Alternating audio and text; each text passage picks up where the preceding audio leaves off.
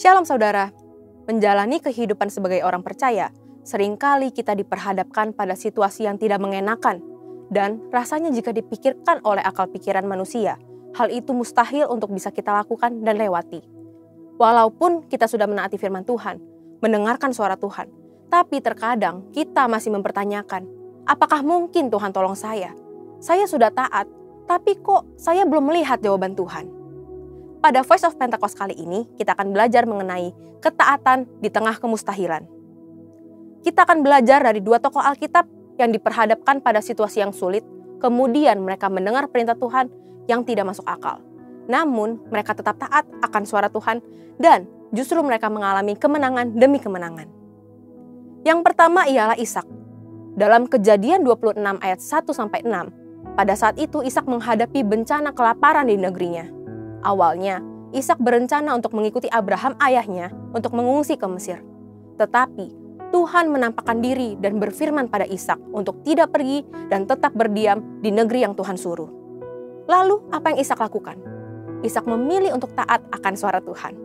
Walaupun secara logika manusia, Ishak memikirkan, bagaimana mungkin bisa survive dengan tetap tinggal di negeri yang sedang dilanda bencana kelaparan? Bagaimana caranya Ishak dan keluarganya bisa bertahan hidup? Tetapi, karena Ishak menaati suara Tuhan, Tuhan menyertai dan memberkati Ishak. Bahkan dikatakan Ishak menjadi kaya, bahkan kian lama kian kaya, sehingga ia menjadi sangat kaya. Yang kedua, kita lihat Paulus. Dalam Kisah Para Rasul 16, tercatat 2 kali Tuhan mengalihkan pelayanan Paulus dan rekan-rekannya. Paulus bermaksud untuk memberitakan Injil ke daerah-daerah baru sesuai dengan panggilannya, yaitu kepada bangsa-bangsa non-Yahudi. Kok Tuhan menghalangi orang yang mau memberitakan Injil ya? Tentu tidak. Tuhan tidak menghalangi orang yang mau memberitakan Injil. Tuhan memiliki rencana lain yang lebih baik bagi Paulus dan rekan-rekannya. Melalui penglihatan seorang Makedonia, Tuhan menuntun Paulus untuk mengabarkan Injil ke daerah-daerah Makedonia. Paulus mengikuti tuntunan Tuhan itu, lalu bersama rekan-rekannya, Paulus mendirikan gereja-gereja di daerah Makedonia.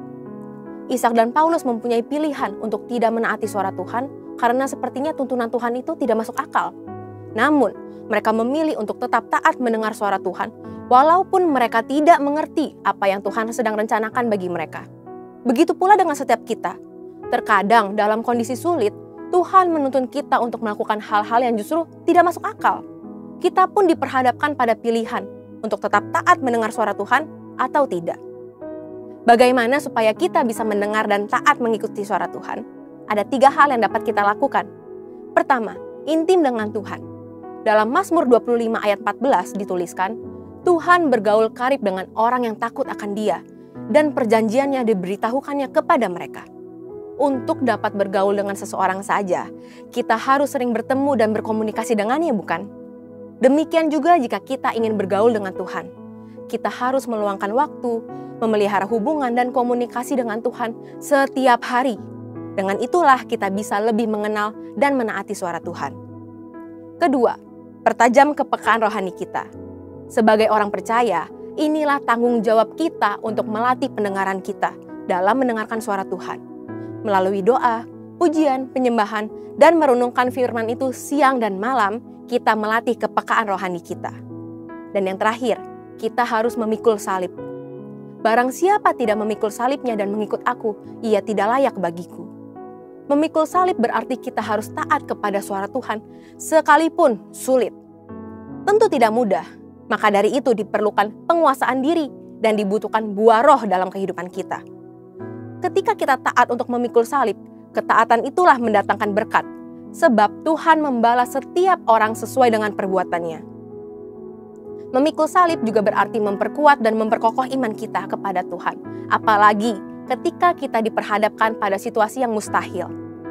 Tahukah saudara, apabila kita mendengar dan menaati suara Tuhan, maka berkat-berkat ini akan mendatangi kita. Berkat keberhasilan dan keberuntungan, tertulis dalam Ulangan 28 ayat 1-2. Berkat kekuatan dan perlindungan, tertulis dalam Matius 7 ayat 24-25. Dan keselamatan kekal, tertulis dalam Yohanes 10 ayat 27-28. Jadi saudara, untuk bisa taat di tengah kemustahilan, kita harus pahami dan percayai bahwa Tuhan memberikan rancangan terbaik bagi kita, yaitu rancangan damai sejahtera dan bukan rancangan kecelakaan untuk memberikan hari depan yang penuh dengan harapan. Walaupun perintah Tuhan tidak selalu mengenakan, kita harus yakin dan percaya bahwa Tuhan merancangkan yang terbaik bagi setiap kita. Pada akhirnya, semua akan mendatangkan kebaikan bagi kita yang mengasihi Tuhan Yesus. Yuk belajar percaya dan taat. Haleluya! Untuk penjelasan lebih lengkap dari tim teologi kami, silakan buka link yang ada di atas atau scan QR Code yang tersedia. Tuhan Yesus memberkati.